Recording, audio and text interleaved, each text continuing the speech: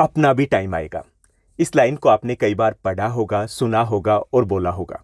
अपना भी टाइम आएगा, वहम है ये आप सबका। किसी का टाइम आता नहीं है, बल्कि टाइम को लाना पड़ता है। और टाइम को लाने के लिए बातों से नहीं बल्कि रातों से लड़ना होता है। आपका टाइम ऐसा भी नहीं कि नहीं आएगा, आएगा, लेकिन अपने आप नहीं आएगा, हमें लाना होगा। और अपने टाइम को लाने के लिए दो चीज़ें सबसे इंपॉर्टेंट है, एक कंसिस्टेंसी और दूसरा आपके आसपास का इन्वायरमेंट, आपके आसपास की वाइब्स। कंसिस्टेंसी के बारे में मैंने किसी बुक में पढ़ा है कि अगर आप 5 इयर्स के लिए किसी चीज़ को कंसिस्टेंसी के साथ करते हो, लगातार अगर करते हो, तो आप स्टेट चैंपियन बन जाते हो। अगर आप उसी चीज़ को लगातार कंटिन्यूसली 10 इयर्स तक करते हो तो आप नेशनल चैंपियन बन जाते हो। उसी चीज़ को अगर आप 15 इयर्स तक करते हो कंसिस्टेंसी के साथ, तो आप इंटरनेशनल चैंपियन बन जाते हो। यही हमारी स्टडी में भी लागू होता है। अगर आप कंसिस्टेंसी के साथ कोई चीज़ करते हो तो आपके लिए वो चीज़, वो टारगेट बहुत ईजी हो जाता है। चाहे आपको आईएएस बनना हो, चाहे आपको आईपीएस बनना हो, चाहे आपकी कोई ड्रीम जॉब हो, लेकिन उसके लिए हमें कंसिस्टेंसी के साथ एफर्ट्स लगाने होंगे। अपने आप कुछ नहीं होगा, सोचने से नहीं होगा, बल्कि हमें कुछ करना होगा, हाथ पैर हिलाने होंगे, तब जाकर के वो टारगेट अचीव होता है। और उस टारगेट को अचीव करने के लिए कब से हमें कोशिश करनी होगी? आज से।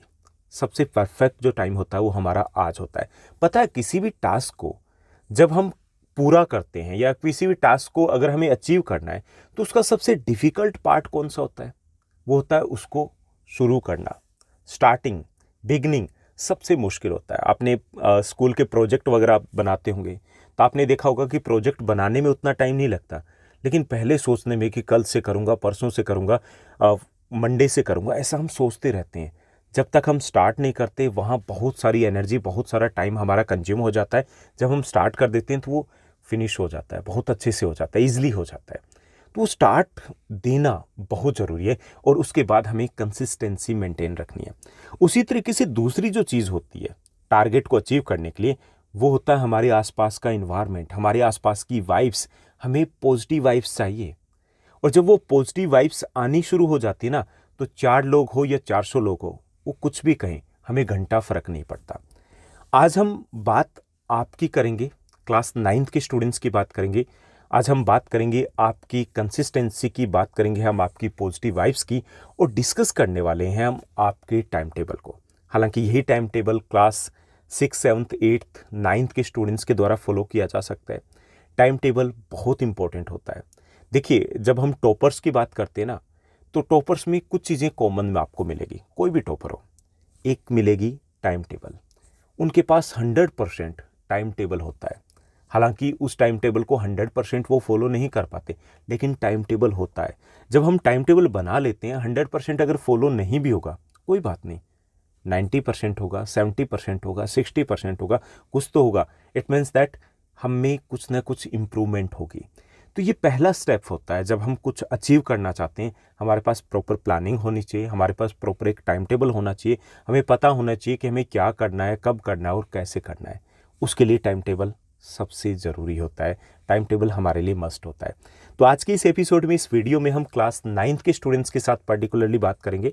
हालांकि 6, 7, 8 के स्टूडेंट्स के लिए भी ये सेम टाइम टेबल रहेगा। उसमें हम डिस्कस करेंगे कि आपको कितना पढ़ना चाहिए क्लास 9th के स्टूडेंट्स को, कब पढ़ना चाहिए, कितना टाइम आपको सेल्फ स्टडी को देना है, कितना टाइम आपको गेम्स एटसेट्रा को देना है, कितना टाइम आपको ट्यूशन को देना है, कब आपको सोना है, सब कुछ आपको एज इट इज़ हम बना करके देंगे। तो एक छोटा सा वीडियो रहेगा जिसमें हम प्रैक्टिकल चीज़ें डिस्कस करने वाले हैं। प्रैक्टिकल मतलब ये नहीं कि भाई मैं कह दूँ कि 13 घंटे 14 घंटे पढ़िए, 15-16 घंटे पढ़िए, ऐसा कुछ नहीं है। आईएएस की स्टडी अब नहीं कर रहे हैं, छोटा सा हमारा सिलेबस होता है। थोड़ा सा कंसिस्टेंसी के साथ अगर हम टाइम देंगे तो ये चीज़ें बहुत आसान, बहुत ज़्यादा आसान हो जाएगी। Let's begin. चलिए शुरुआत करते हैं आज की इस एपिसोड की, इस वीडियो की, और बात करते हैं आपके टाइम टेबल की। सबसे पहले हम बात करते हैं कि भाई हमें कितना टाइम चाहिए, किस सब्जेक्ट को कितना टाइम हमें देना है। तो देखिए, साइंस जो है आपका, देखिए जब हम 9th क्लास में एंट्री करते हैं ना, बड़ी इंपॉर्टेंट क्लास होती है 8th से 9th में। यहाँ पे बहुत सारे चेंजेस आते हैं। आपके स्टडी के हार्मोन सारे के सारे चेंज हो जाते हैं यहाँ पर। 8 तक जो बच्चा अच्छा चल रहा होता है, कई बार ये होता है 9th पे आकर के गड़बड़ हो जाती है। जो 8 तक अच्छा नहीं चल रहा होता, वो यहाँ पर अगर ठीक से गियर चेंज कर लेना तो वो आगे अच्छे से निकल जाता है। तो हमें टाइम कितना देना है? देखिए, साइंस को आपको लगभग 90 मिनट्स देने हैं, यानी कि 1.5 घंटा आपको डेली देना है। सेल्फ स्टडी की बात करें, 1.5 घंटा, 90 मिनट्स मोर देन इनफ है। आपका होमवर्क भी होगा और आपका लर्निंग का टास्क भी पूरा होगा। ऐसी मैथ्स को भी आपको 90 मिनट्स देने हैं डेली। क्लियर।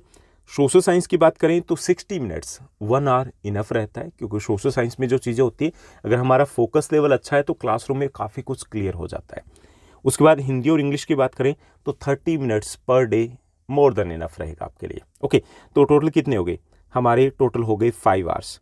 5 घंटे आपको सेल्फ स्टडी करनी है। क्लियर।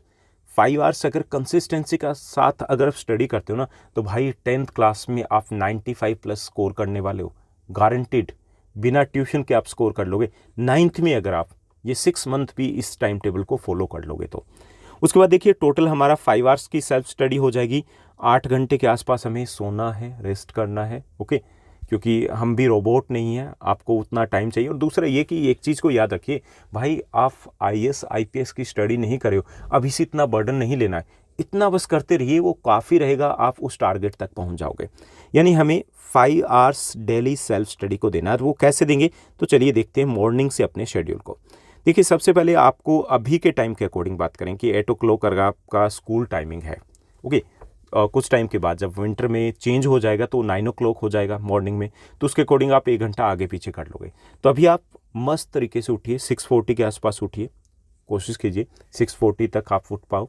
उसके बाद आपका स्कूल टाइमिंग रहेगा, जो स्कूल टाइमिंग है 8 to 2:30 के आसपास। ओके, 8 से 2:30 के बीच में आप स्कूल रहते हो। क्लियर। यानी कि ये चीज़ हो गई कि 6:40 पे उठे, उसके बाद आप रेडी वगैरह हुए, तो इतना टाइम तो लगेगा ब्रेकफास्ट वगैरह में। क्लियर। उसके बाद 8 से 2:30 के बीच में आप स्कूल हो, वो तो रूटीन में आपको जाना है। अब ये टाइम जब चेंज होगा विंटर में, तो आप 9 to 3 o'clock के आसपास लगा लीजिए। वो थोड़ा सा चेंज हो जाएगा तो हम सारे टाइम टेबल को थोड़ा थोड़ा 1 आवर है वो शिफ्ट कर देंगे। उसके बाद आपका लंच ब्रेक होगा। घर आने के बाद थोड़ा सा लंच वगैरह करते हो, 2:30 से 3 के बीच में आप लंच कीजिए, चेंज वेंज कीजिए। अगर आप जल्दी आ जाते हो तो कोई बात नहीं, आपके पास थोड़ा टाइम एक्स्ट्रा मिल जाएगा। उसके बाद आपका रेस्ट आ रहेगा, पावर नैप रहेगी, वो रहेगी 3 to 4 के बीच में। अगर आपको लगता है कि सिर्फ सेल्फ स्टडी के ऊपर आपको डिपेंड रहना है, तो आप पावर नैप लीजिए आराम से, मस्त तरीके से मोबाइल को साइड में छोड़ करके 1 घंटे 40 मिनट 40 मिनट्स 45 मिनट सोने की कोशिश कीजिए। पावर नैप है, हल्का महसूस करोगे। आपके ये 5 घंटे है वो 7 घंटे में कन्वर्ट हो जाएंगे अगर आप सो पाते हो तो। कोशिश करना है, ठीक। अगर ऐसा नहीं कर पाते कि आपको दिन में सोने की आदत नहीं, आमतौर पे स्टूडेंट्स को नहीं होती है, कोई बात नहीं, आप 20 minutes at least without cell phone के लेटे रहोगे। क्लियर। उसके बाद आपका जो 4 to 5 के बीच की बात की जाए, तो जो स्टूडेंट्स ट्यूशन जाते हैं, आमतौर पे अल्टरनेट डेज के ऊपर ही ट्यूशन जाते हैं, अगर वो मैथ्स और साइंस दोनों की जा रहे हैं तो 3 डेज उनकी मैथ्स की होती है, 3 डेज उनकी साइंस की होती है। ऐसे ही होता है ना, आपका मंडे है, वेंसडे है, उसके बाद फ्राइडे है, इसी टाइप से आपकी ट्यूशन होती है।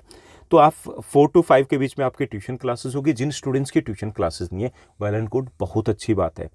वो इस टाइम में रिटन टास्क वगैरह है, कुछ ऐसा है तो उसको निपटा सकते हो। क्लियर। यानी कि यहाँ तक आपकी रूटीन चल रही है, मैं उसको कुछ भी नहीं छेड़ रहा हूँ, आपको एज इट इज़ उसको चलते देना है।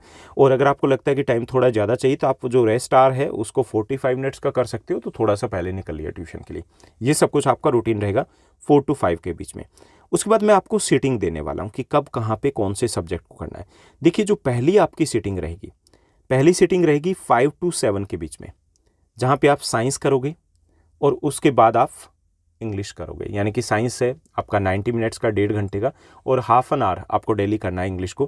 तो यहाँ पे आपका आराम से हो जाएगा। कभी अगर ऐसा लग रहा है कि साइंस जल्दी हो गया तो इंग्लिश को थोड़ा एक्स्ट्रा टाइम दिया जा सकता है, साइंस थोड़ा सा लंबा जा रहा है तो इंग्लिश को 20 मिनट्स दिए जा सकते हैं, ऐसा भी किया जा सकता है। क्लियर। साइंस और इंग्लिश को, इसमें एक चीज़ ध्यान रखिए कि 2 घंटे तक लगातार आप बैठ नहीं सकते। एक पोमोडोरो टेक्निक होती है, वो ये कहती है कि हमें हर 50 मिनट्स के बाद 5 to 10 मिनट्स का एक ब्रेक लेना चाहिए, क्योंकि अगर हम ब्रेक लेते हैं तो हमारी परफॉर्मेंस है वो और बेटर आती है। अदरवाइज माइंड है वो टायर्ड हो जाता है, और दूसरे वाला जो घंटा रहेगा जो आ रहेगा उसमें आपका स्कोर रेट कम हो जाएगा। क्लियर। उसको ध्यान में रखना है कि थोड़ा सा हमें बीच में एक ब्रेक लेना छोटा सा। उसके बाद सेकंड सीटिंग जो रहेगी आपकी, वो 7 to 8 की रहेगी, जिसमें आपको मैथ्स कवर करना है। 7 to 8 के बीच में देखिए कि इस टाइम घर में थोड़ी सी हरकतें शुरू हो जाती है, खाना बनना है, कुकर की सीटी है, पानी है, ये चीज़ें, मोटर ऑन कर दी, ये सब कुछ चीज़ें चलती रहती है। और आपके अगर पेरेंट्स या फिर ब्रदर सिस्टर या कोई जॉब में है तो वो आ जाते हैं, तो बातें भी चलती हैं, तो यहाँ पे थोड़ी सी डिस्टर्बेंसेस होती है। मैथ्स बेस्ट रहेगा, क्योंकि मैथ्स में फोकस करना थोड़ा ज़्यादा ईजी होता है, गेम्स की तरह होता है। ओके। उसमें ऐसा कनेक्टिविटी नहीं होती, थोड़ी बहुत अगर डिस्टर्बेंसेस या डिस्ट्रैक्शंस हो गए तो भी चल देगा, ठीक। तो 7 to 8 के बीच में मैथ्स करना ज़्यादा इजी रहता है, तो आप मैथ्स को लेकर के बैठोगे। उसके बाद 8 to 9:30 के बीच में आपका डिनर ब्रेक हो जाएगा। इस दौरान क्या करना है कि आपको किचन में हेल्प करवाते तो वो हेल्प करवा दीजिए, अदरवाइज़ आपको टीवी देखना है या थोड़ी देर के लिए मोबाइल यूज़ करना है, सेल फ़ोन को यूज़ कर सकते हो, यानी कि इसको आप स्क्रीन टाइम के तौर पे भी ले सकते हो, और आपका जो डिनर वगैरह है वो आराम से हो जाएगा। क्लियर, यानी कि आपको 1.5 घंटे का टाइम मिलेगा आराम से, ऐसे नहीं कि भागम भाग में हमें करना, आराम से कीजिए आप डिनर को।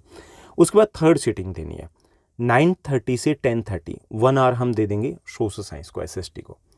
ओके, इस टाइम में खाना खाया है, पूरी एनर्जी में सोशल साइंस को लेकर के बैठेंगे।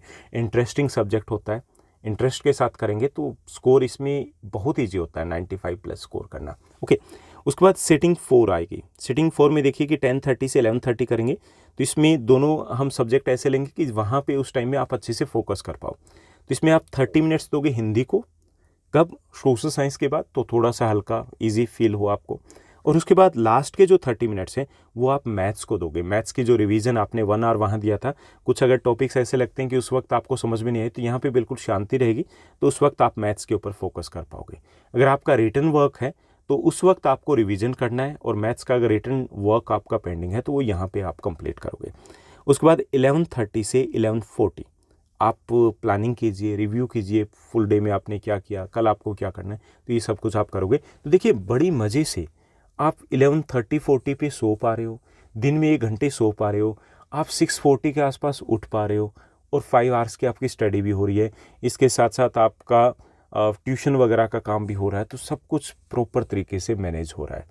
अभी विंटर का जैसे टाइम आता है, तो विंटर के टाइम में ये होता है कि हमें खेलने के लिए उतना टाइम नहीं मिल पाता, तो स्टडी में हम थोड़ा ज़्यादा जोर लगा पाते हैं। जब समर टाइम हमारा होता है तो उस वक्त थोड़ा सा ये होता है कि एनर्जी लो होती है, या फिर फोकस लेवल के लिए थोड़ी ज़्यादा हमें जोर लगाना होता है।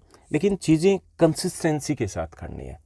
किसी दिन अगर ऐसा हो कि हाँ चीज़ें ठीक से नहीं हो पा रही है, या फिर ऐसा लगता है कि आज मूड नहीं है, तो भी वो चीज़ें करनी है। टाइम कम कर सकते हो। आपका टाइम कम करने का मतलब ये कि अगर आप वहाँ पे 1 घंटे स्टडी करने वाले थे, आपको लगता है कि नहीं आज कुछ खास नहीं है या कम करना है, तो आप 30 मिनट्स कर लीजिए, लेकिन वो कंसिस्टेंसी आपकी रेगुलर रहनी चाहिए। आप जब 15 डेज़ के लिए इस चीज़ को कर लोगे, इस टाइम टेबल को फॉलो कर लोगे, उसके बाद अच्छी वाइब्स आनी शुरू हो जाएगी। आपको लगने लगेगा कि हाँ चीज़ें ईजी होती जा रही है, आपको लगने लगेगा कि हाँ सब कुछ आसान है, आपको लगने लगेगा कि हाँ टॉप करना उतना भी मुश्किल नहीं है, टॉपर को बीट करना उतना भी मुश्किल नहीं है। तो ऐसे ही आप लगे रहिए। All the best. I hope कि चीज़ें बहुत आसान होती जाएगी। और अगर फिर भी आपके कुछ डाउट्स रहते हैं टाइम टेबल के रिगार्डिंग या किसी सब्जेक्ट के रिगार्डिंग, तो आप कमेंट सेक्शन में कमेंट कर सकते हो। इसके साथ साथ आप मुझसे जुड़ सकते हो ज्योग्राफी गुरु ऑफिशियल पे। कहाँ? इंस्टाग्राम पे आइए, चिट चैट करेंगे। कोई भी क्वेश्चन है, डाउट है तो मैसेज कीजिएगा, DM कीजिएगा। ऐसे ही टेलीग्राम के ऊपर भी कनेक्ट हो सकते हो, ज्योग्राफी गुरु को सर्च कीजिए, वहाँ पे कमेंट सेक्शन में कमेंट किए जा सकते हैं। लिंक वगैरह PDF वगैरह वहीं पे अवेलेबल करवाई जाती है, और व्हाट्सएप के चैनल का लिंक भी वहाँ पर अवेलेबल है। तो आज के लिए बस इतना ही। Thank you, bye bye, have a nice day.